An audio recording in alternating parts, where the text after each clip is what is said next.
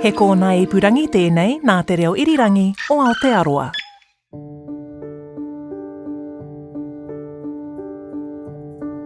He managed to persuade a Catholic church to lend him a cassock, investments for his ordination. Oh my gosh.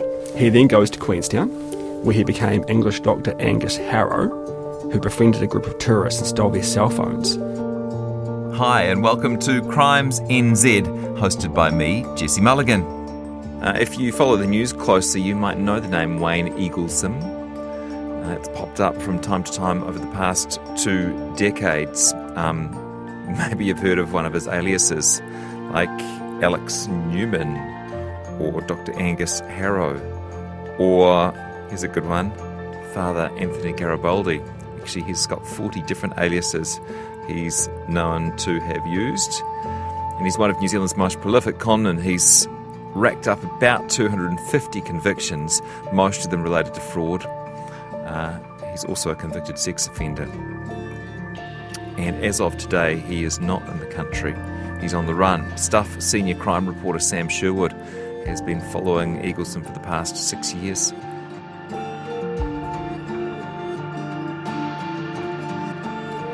He first came on my radar, about 6 years ago now, when he was running a backpackers in Waltham. I didn't know at the time who he was, other than it was a man renting a backpackers.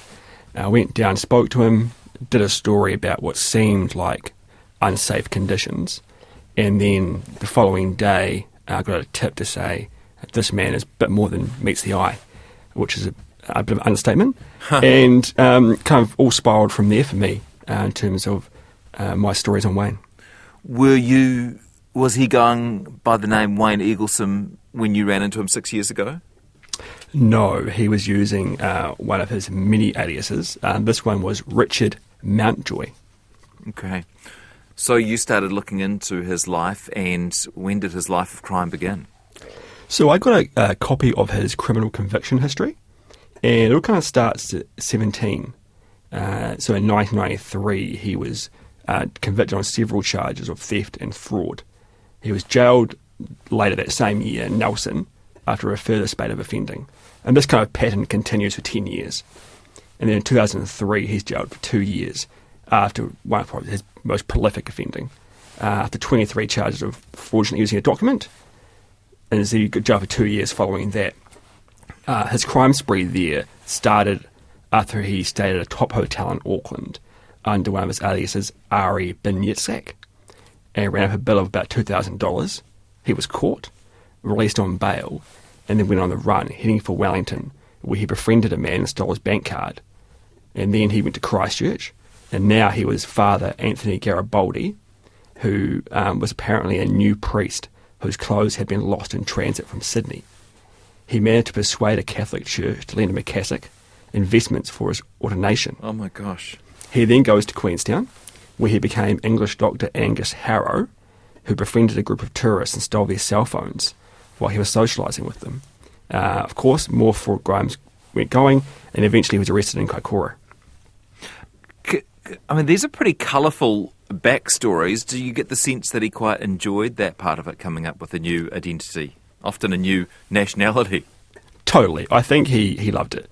And I think for each of these characters, he had a backstory. And I think deep down he quite enjoyed coming up with those stories.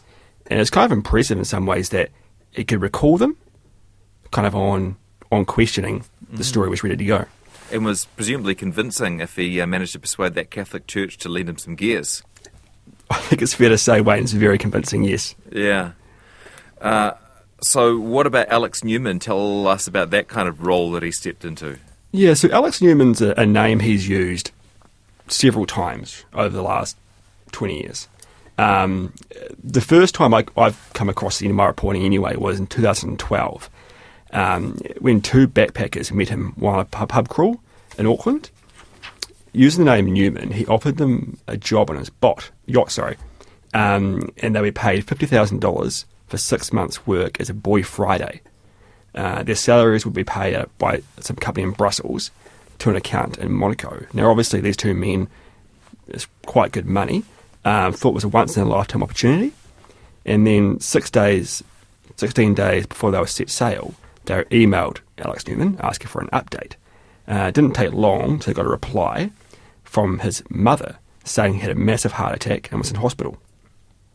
Just out of interest, what's in it for him, this story? Was it a story for the sake of the story, or had he got some cash off them? No, he didn't get any cash off them at all. I think it's just a story for the sake of a story, and this is how he befriends people. He offers them jobs. He says, I can help you get a job here, or in some cases, he's got cryptocurrency. I can help you get cryptocurrency. So he's offering things. He never, or not in many cases anyway, he doesn't seem to get much out of it in return financially. Yeah, so interesting. And this would all be a bit of a lark, a bit of fun, if he wasn't stealing from people. And then there's also some more serious crimes that he's been convicted of as well. What's the story with the sex offending? So that was in 2006. So one of the complainants there met him under the alias Alexander de Villiers outside a tavern in Tauranga. He offered the victim a place to stay in Orchard Jobs in Te Puke. Now, during this man's stay with Eaglesome, he claimed he was a chiropractor and that his grandfather was the Chief of Defence of South Africa. One day, de Villiers, Wayne, emerged from his bedroom completely naked and placed his hands on the victim's private parts.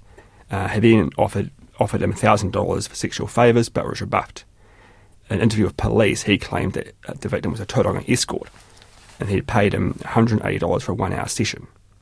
Another person that he offended against was an 18-year-old who de Villiers approached outside a supermarket. And so in total, he was charged with 4 counts of indecent assault, sexual violation, and unlawful detention. Okay. There's a lot going on here. In fact, even when he was in prison, he was reprimanded too, wasn't he? Yeah, he was reprimanded for impersonating a corrections officer, which got him in a bit of trouble by the sounds of it. Yeah. Can I just ask at this point, Sam, what your sort of, what your take is on the guy, what your relationship is with him as a reporter? I mean, do you respect him at all in terms of, what he's been able to achieve as a criminal? Has he been an elusive person to write about? Give us a bit of an idea. Oh, definitely elusive. He's been incredibly hard to get hold of over the years, but each of these backpackers who deal with him thankfully have a cell phone number or they have an email address, and so they're always passing them on to me as a way to get hold of him. As far as the respect thing, I don't know if I respect him. I think it's impressive in some ways, this amount of confidence he clearly has and how he's able to continue this and come across so believable to so many different people. Why have you stayed on the trail? There have been many times where I've told myself this is the last story on Wayne, because there's only so many stories you can do, but months later there's something else that's even more extraordinary that comes up. But also I think there's a public interest too. The more recent stories I've done when he's been, once he's fled the country, the number of people who, after those stories, reached out to me and said, thanks for letting us know, thanks to your previous stories, we found out he was a con man. And so there is that element too. Okay, fast forward to 2018, and what happens before he's jailed again? Yeah, so this time, rewind a little bit, 2013 he was convicted and was made a prohibited director, so he couldn't be involved with the company in any way, no management whatsoever, 5 years. And then in 2018, I got a call from a property manager in Christchurch to say that Eaglesome had converted her 5-bedroom home into a backpackers, hosting up to 28 people at a time. Further investigations around that, I was able to reveal that he had actually set up a company called Ugly House Services. Now, this company had been placed into liquidation, owing $160,000 to creditors. Now, essentially, he'd found a loophole in MPIE where he used one of his aliases to create this company and then amass debt, get this rental home, turn it into a backpackers. And he was eventually charged with running a company despite being prohibited director and jailed for just over 2 years. He was jailed for a couple of years in October 2018, which means he got out in 2020. What's he been up to since? And by the way, I should say, you're well on his track by now. You must be watching pretty closely what he does next. Yeah, it comes to no surprise that it didn't take long. It was only a few days, actually, when I got tipped off that he created another identity and was posting photos on Instagram claiming to be in Europe, buying a luxury car and eating at fancy hotels. But actually, he was now going by Richie Meyer and was in Hamilton. He was shopping at Noel Leeming and dining at Starbucks, so he wasn't quite living the life he alleged. And once again, to no surprise, he didn't take long. He was in Auckland, attempting to rent a luxury apartment and promising to fill it with wealthy clients for $500 a night. It's a bit more reporting there. We were able to reveal that he left a trail of debt across Auckland with landlords and locksmiths, the latest of his many victims. I've got to say, like, the amount, and I think I've said this before about con men and con women, the amount of energy they must put in to creating these cons and living the lives, you'd almost be better off just to put them into hard work and have a legit life. Do you know what I mean? Like, it's exhausting just hearing about all these stories that he's concocted. Totally. I mean, I'm sure he could have carved out a good career for himself if he'd chosen to go a legitimate route. Yeah. Okay. So at some point he flees the country, right? Yeah, so after the reporting, he was actually charged with breaching his release conditions. And then he failed to appear in court twice. And then at the second appearance, his lawyer said they got an email that morning from Wayne claiming to be in Laos and that he's fled the country. And that would be the end of the trail for many reporters. But Sam, you stuck with him. I wouldn't have backed anyone to be able to find this guy, given that he's lying to everyone he meets. He's using aliases. He could be anywhere in the world, but you managed to track him down. Yeah, I couldn't quite stop. So December last year, I had some backpackers in Spain reach out to me to say that he was now a senior tax lawyer using the alias Frederick Freihart von Thyssen, and was offering large amounts of money to men for sex. Yeah, so how did they manage to work out it was him and contact you? So what ends up happening was there were a lot of people staying these backpackers, and word of mouth kind of spread between them about this man and what he was claiming. And they ended up searching previous stories because the backpacking community throughout Europe had kind of come onto this. And then just by word of mouth, they were sharing articles, and then one of those articles went to one of these two men who then put two and two together. But thankfully, they got in touch with me before they let him know they were onto him. Yeah, and you got a bit of an insight into how he worked here. Can you tell us a bit of that story? In terms of that offending? Yeah, the backpackers he met. So, what did he say to them, and what did their kind of interaction look like? So at that point, he was buying them drinks. So the first night there, he arrived, bought drinks for about 12 people, including wine, Red Bull, Jägermeister. And throughout the whole evening, he was telling them stories about his supposed billionaire friends. He says his wife had left him after she caught him having sex with a pool boy, and he was going by a large villa in Ibiza, so his son could open a party hostel there. And then the next morning, he offers the men money for sex. He offers one of them $370,000 in NZ, plus an apartment in Spain. But then he offers the man again just over $8,000 for a, quote, enthusiastic kiss. So the man agrees, and around the same time, Wayne sends him a screenshot that shows that he apparently has $51 million in cryptocurrency. So the man agrees, but never gets the money. And then, that's kind of how that played out anyway. And as the man told me, they said that he was just incredibly confident, and they had no reason to not believe him. What about, because you also heard from an American backpacker who'd come across him as well, again going by the name Alex Newman. Yeah, so now he was claiming to be a German national who had lost a bit of money in Bitcoin. He now had 90 million in Bitcoin.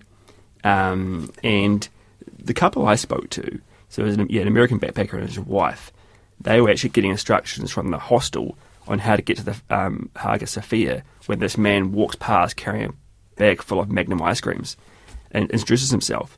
So yeah, it lasted for 4 weeks. Now a German national, attended Oxford and worked for a large investment management company.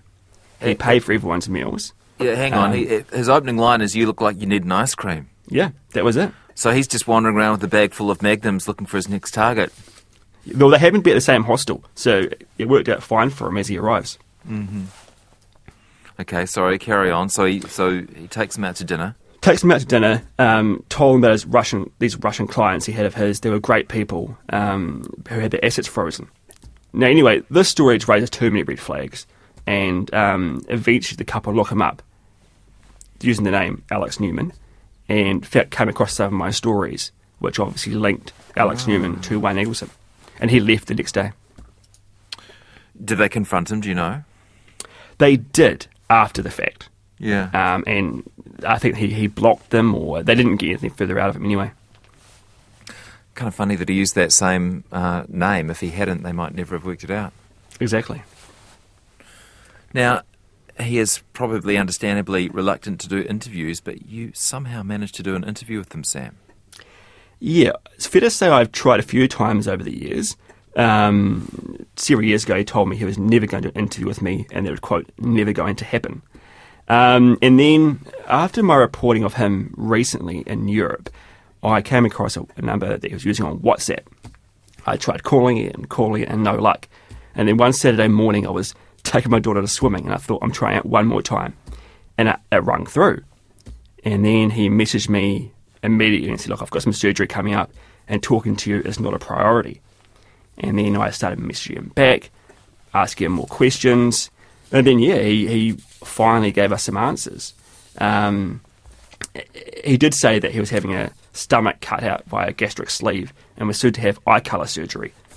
He claims that since he was released from prison, he's been living off cryptocurrency, which is interesting because when he was jailed, he offered to pay reparation via Bitcoin, and the judge said no to that. But he claims that the cryptocurrency he had then was then worth 3,000, but is now worth 40,000 each. This is what he's telling you, and are Totally. you buying it? No, not at all. No, you can't buy anything he says. But, and then he goes. What about the surgery? I mean, it might make sense that he was trying to change his appearance, given his chosen life of lying to people and evading capture. Totally, and he can change as much as he wants, but the name is going to come back to bite him, I think. I think there's only so much you can do, right? In terms of changing your appearance. What was it like chatting to him? You know, he's obviously a guy. I keep thinking of the movies, Sam. It'd be a great movie about you. You following this guy over the years and trying to track him down. But anyway, that's probably a separate conversation. But what was it like when you actually finally did get some answers? It was weird. I was at the swimming lesson and I was trying to pay attention, but also because I knew that I had a finite period of time. I thought it might be 10 minutes and he'll be gone. He'll block my number. So I need to get as many questions in as I can. So I was just furiously typing on my phone, asking him all the obvious questions. Why do you do this?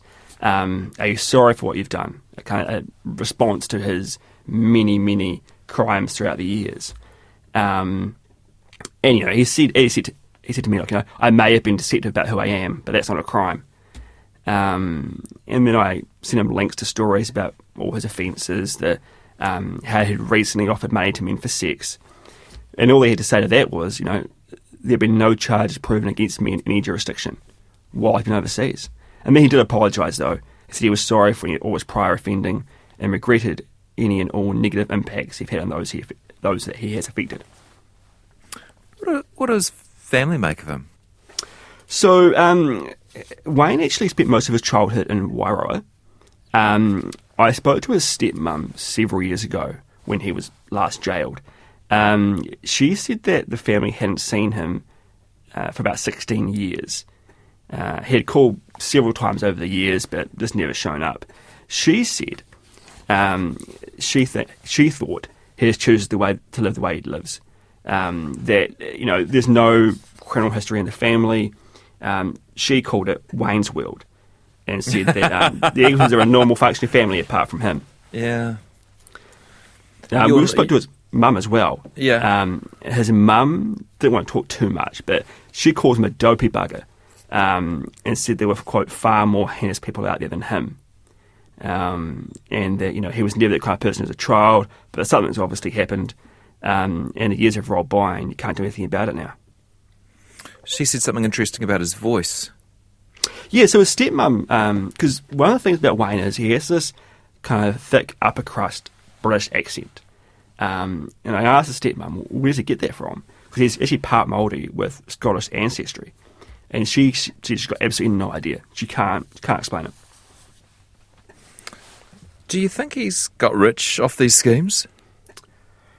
I don't know. As far as the backpackers, I've never been able to come across a situation where he's got much money, if any, out of them.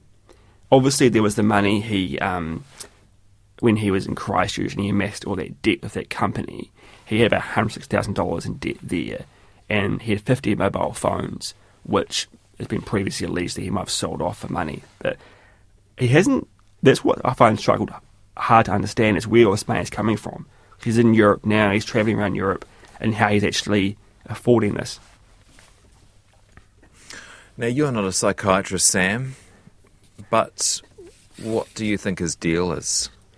Well, I think he's a complete narcissist, and he's obviously a pathological liar. A parole board report from a few years back now said he was a, quote, prolific high-risk confidence man with narcissistic overlays. And I'm pretty happy to agree with that. You think he just enjoys the attention and at least temporary respect he gets from people when he tells them these lies and makes himself sound like more exciting than he is? Totally. And I think he likes people liking him and people seeing him as this, whatever the role is at the moment, and believing his stories. And it must be a game too. What ridiculous thing can I convince this group of that I can do or that I have done? Must be a bit lonely too. Did you think he'll come back to New Zealand? Well, I asked him that. He said he won't. Obviously the money has to wear out at some point, but he is obviously facing some charges here, so that might put him off slightly. But I don't know. He told me he would never come back, but I guess time will tell. Thanks for listening to Crimes NZ, hosted by me, Jesse Mulligan, and produced by Melita Tull, Charlie Drever, Sam Hollis, and Ayana Piper-Helian. Thanks this week to Stuff's Sam Sherwood and to RNZ's Liz Garton and EP of Podcasts, Tim Watkin. Crimes NZ is available on Apple Podcasts, Spotify, iHeartRadio, or wherever you find your podcasts. Hit the follow button so you never miss an ep.